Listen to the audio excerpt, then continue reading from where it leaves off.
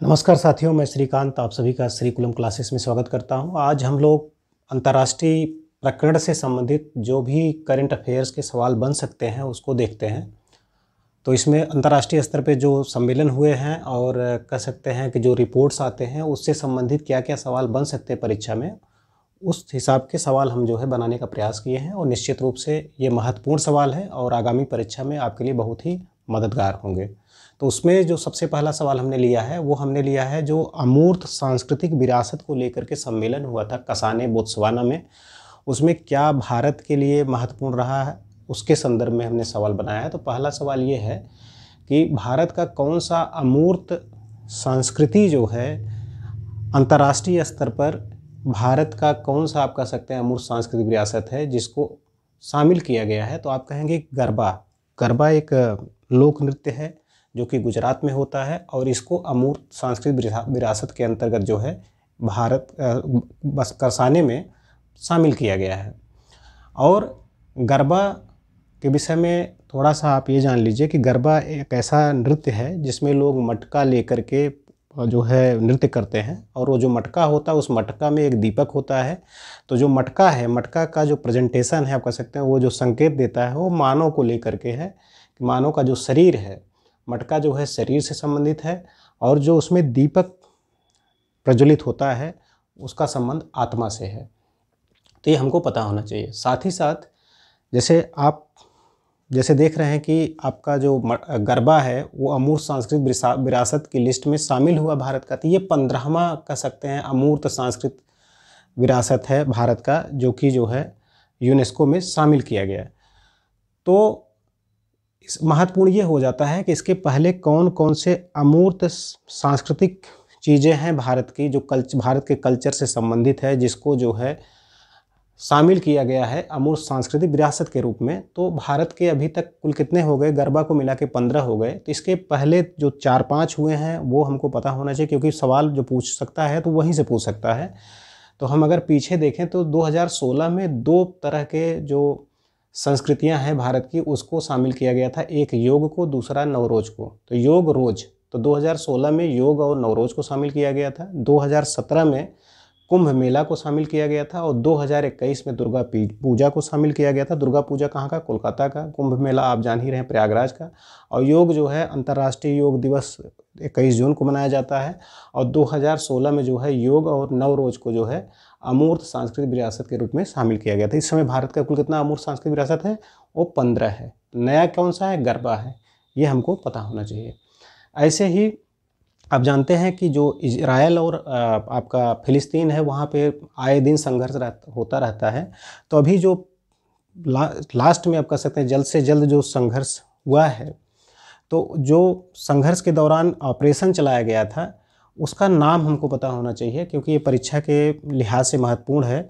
तो जो आपका फिलिस्तीन है वहाँ पे एक संगठन है जिसका नाम है हमास।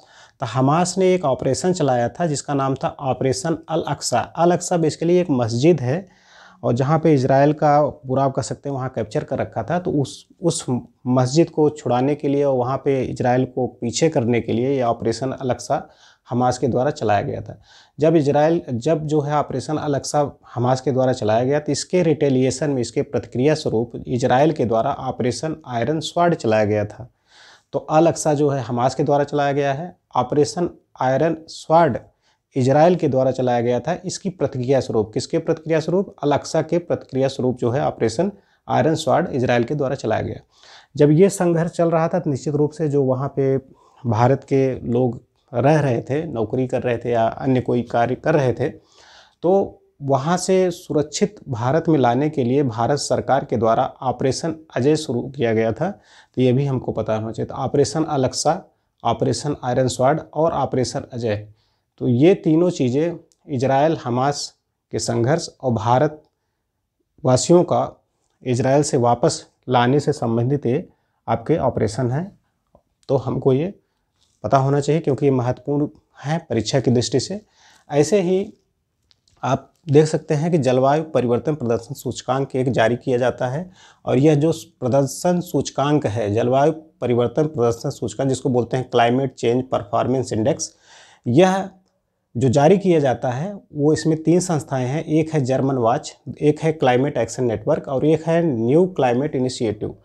तो ये 3 संस्थाएं मिलकर के रिपोर्ट जारी करती हैं और इस रिपोर्ट में सबसे बड़ी विशेषता ये है कि जो इसका मानक है, जिन मानकों के आधार पर यह रिपोर्ट तैयार किया जाता है और जारी किया जाता है, तो ऊपर के 3 जो स्थान हैं वो खाली हैं। कहने का मतलब है जो इसके आधार, जिन आधारों के आधार पर इसको हम मापते हैं, कोई भी देश उस मानक को पूरा नहीं कर पा रहा है।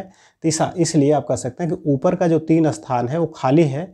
तो जलवायु परिवर्तन प्रदर्शन सूचकांक में जो चौथा स्थान है वो डेनमार्क का है। ऊपर का 3 स्थान किसी देश को नहीं मिला क्योंकि किसी ने भी इसका जो मानक है पूरा नहीं किया, लेकिन चौथा स्थान जो मिला है वो डेनमार्क को मिला है।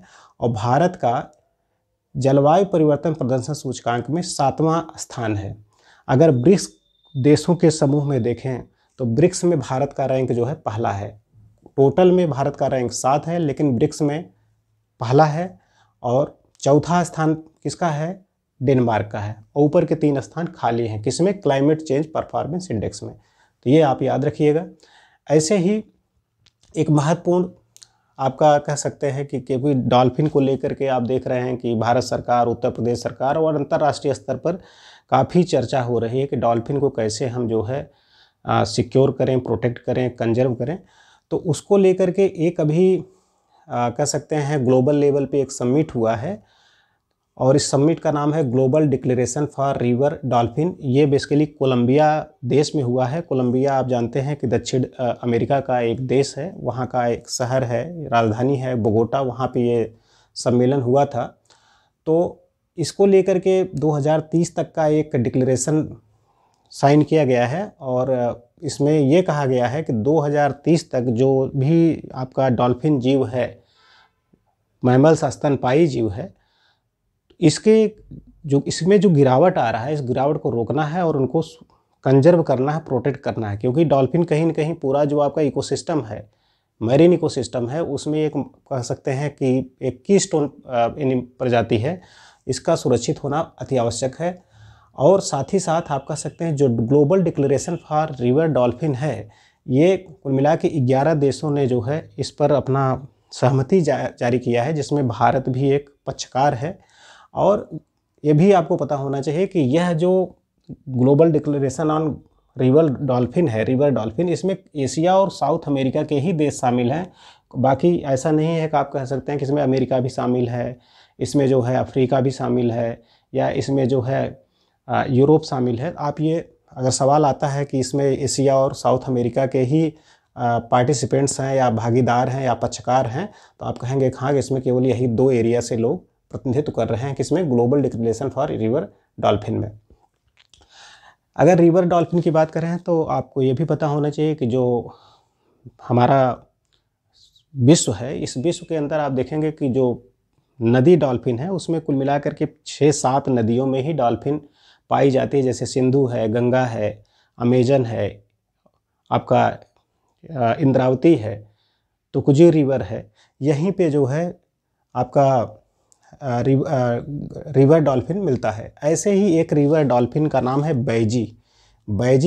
बैजी एक रिवर डॉल्फिन है जो कि एक्सटिंक्ट हो चुकी है, विलुप्त हो गई है। और ये बैजी डॉल्फिन कहाँ की है? चाइना की है। अगर सवाल में ये पूछता बैजी क्या है, तो बैजी में ऑप्शन दे दे, कैट है, टाइगर है, या डॉल्फिन है, या कोई अदर किसी प्लांट का नाम ले ले, या कोई यानी एनिमल का नाम ले ले, या कोई बर्ड का नाम ले ले, तो कंफ्यूज नहीं होना। बैजी जो है एक विलुप्त हो चुकी जो है डॉल्फिन की प्रजाति है जो कि चाइना से संबंधित है। क्लियर? तो ये भी सवाल महत्वपूर्ण है जो कि परीक्षा के लिहाज से पूछा जा सकता है। ऐसे ही एक महत्वपूर्ण सवाल है वैश्विक भूख सूचकांक, जिसको बोलते हैं global hunger index. Global hunger index कौन जारी करता है? तो पहले ये हमको पता ना होना चाहिए। ये जारी करता है कंसर्न वर्ल्ड वाइड और वर्ल्ड हंगर हेल्थ। ये 2 संस्थाएं मिल करके वैश्विक भूख सूचकांक जारी करती हैं। और वैश्विक भूख सूचकांक जो जारी होता है, एक्चुअली इसके 4 आधार हैं। 4 चीज़ों को शामिल करके हम वैश्विक जो है ये भूख सूचकांक जारी करते हैं। उसमें क्या 4 चीज़ें हैं? तो पहला चीज़ होता है कि माल न्यूट्रिशन, जिसको बोलते हैं अल्प पोषण।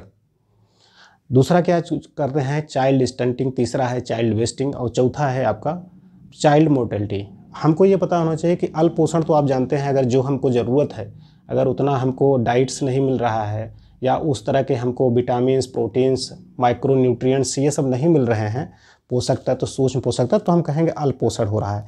बाल दुबलापन का मतलब होता है चाइल्ड वेस्टिंग। वेस्टिंग का मतलब ये होता है कि आदमी का उम्र तो 5 साल का है, 10 साल का है, लेकिन लग रहा है 12 साल का, लंबाई तो बहुत ज़्यादा बढ़ गई है और दुबला पतला है। उम्र से ज़्यादा लंबा हो जाना और स्वस्थ न होना, ये होता है क्या, ये होता है वेस्टिंग, दुबलापन। और एक होता है बाल ठिगनापन। ठिगनापन में क्या होता है कि आदमी का उम्र होना, जैसे 15 साल का है तो ये कितना लंबाई हो जानी चाहिए 15 साल में, पता लगा उतना लंबा ना होकर के जितनी लंबाई की ज़रूरत है उससे 6 इंच छोटा है या 5 इंच छोटा है, तो ये ठिगनापन होगा। उम्र की तुलना में लंबाई का कम होना ठिगनापन है। बाल दुबलापन के दुबलापन क्या होता है, उम्र, जिस उम्र में जो वज़न चाहिए आपको, जो वज़न चाहिए वो वज़न आप में नहीं है, तो वो आपका दुबलापन होता है। एक बाल मृत्यु दर होता है। मृत्यु दर आप जानते हैं कि 1000 जो बच्चे जन्म ले रहे हैं उसमें कितने जो है अपना जो बर्थडे है बिना सेलिब्रेट किए आप कह सकते हैं, या बिना 1 वर्ष बीत पहले, मतलब जन्म के 1 साल के अंदर ही कितने बच्चे मर जा रहे हैं, तो ये बाल मृत्यु दर होता है। तो ये सारी चीज़ों को हम काउंट करके जो है निकालते हैं वैश्विक भूख सूचकांक। तो वैश्विक भूख सूचकांक में ये सारी चीज़ें शामिल होती हैं, अल्पोषण, बाल दुबलापन, बाल ठिगनापन और बाल मृत्यु दर। इसमें जो मापन किया जाता है वो 0 से लेकर के 100 के बीच बिंदुओं को रखते हैं। 0 का मतलब क्या होता है, अगर ये कहा जाए कि अमेरिका में 0 वैल्यू है ग्लोबल हंगर इंडेक्स में, तो इसका मतलब है कि nobody is hungry in the America. लेकिन ये आप कह सकते हैं एक आदर्श स्थिति है। और 100 का मतलब होता है कि कोई ऐसा देश, जैसे कह सकते हैं नाइजीरिया है, केन्या है, तो यहाँ पे क्या है, भूख की स्थिति बहुत भयावह है। तो जो आपका 100 है वो ये बताता है कि किसी देश में जो भूख का स्तर है वो बहुत ही भयावह है, बहुत उच्च स्तर का है। और 0 का अंक, अगर कहीं 0 अंक है तो इसका मतलब है वहाँ कोई व्यक्ति भूखा नहीं है। तो ये सवाल हैं जो कि परीक्षा के लिहाज से बहुत ही महत्वपूर्ण है। ऐसे ही एक सवाल आपका है ग्लोबल इनोवेशन इंडेक्स, जो वैश्विक नवाचार सूचकांक होता है, उसके विषय में हमको जानना चाहिए कि ग्लोबल इनोवेशन इंडेक्स होता क्या है, इसको कौन जारी करता है, इसका थीम क्या है। तो पहली चीज़ ये जानिए कि ग्लोबल इनोवेशन इंडेक्स जो जारी किया जाता है वह वर्ल्ड इंटेलेक्चुअल प्रॉपर्टी ऑर्गेनाइजेशन, जो विश्व बौद्धिक संपदा अधिकार संगठन है, उसके द्वारा यह जारी किया जाता है। और इसका जो सहयोग करता है एक पार्टुलेंस इंस्टीट्यूट है, पार्टुलेंस इंस्टीट्यूट, उसके द्वारा सहयोग किया जाता है इस रिपोर्ट को तैयार करने में और जारी करने में। और जो इस बार का थीम है वो है innovation in the age of uncertainty, मतलब अस्थिरता के समय में नवाचार, ये इस बार का थीम है। साथ ही साथ ग्लोबल इनोवेशन इंडेक्स में अगर रैंकिंग की बात किया जाए तो सबसे जो टॉप क्लास का इनोवेशन में परफॉर्म करने वाला कंट्री है, टॉप परफॉर्मर है, वो है स्विट्ज़रलैंड। यहाँ का इनोवेशन सबसे टॉप क्लास का है और ये पिछले 13 वर्षों से लगातार टॉप पोजीशन पे बना हुआ है। वहीं अगर हम भारत की बात करें तो भारत का इनोवेशन इंडेक्स में रैंक 40 है। हाँ, एक चीज़ ये ज़रूर है कि भारत जो है विश्व के जो सबसे कह सकते हैं कि ज़्यादा टेक्नोलॉजी साइंस को प्रमोट करने वाले सिटीज़ हैं, उसमें भारत के 4 शहर हैं। टॉप 100 जो साइंस टेक्नोलॉजी इनोवेट करने में या उनको प्रमोट करने में जो देश हैं, जो शहर हैं, उसमें भारत के 4 शहरों का नाम आता है जो साइंस टेक्नोलॉजी की क्लस्टर के रूप में जाने जाते हैं और बहुत ही अच्छा इनोवेशन के फील्ड में कार्य कर रहे हैं। उसमें एक आपका बेंगलुरु है, एक चेन्नई है, एक दिल्ली है और एक मुंबई है। तो BCDM मतलब बंगलौर, चेन्नई और दिल्ली और मुंबई, ये 4 शहर ऐसे हैं भारत के जो टॉप कह सकते हैं टॉप क्लास का परफॉर्मेंस दे रहे हैं किस क्षेत्र में, साइंस टेक्नोलॉजी इनोवेशन में। तो आज का सवाल हम लोग यहीं पे इसको ख़त्म करते हैं और मिलते हैं अगले क्लास में कुछ नए टॉपिक को लेकर के। तब तक के लिए जय हिंद, जय भारत।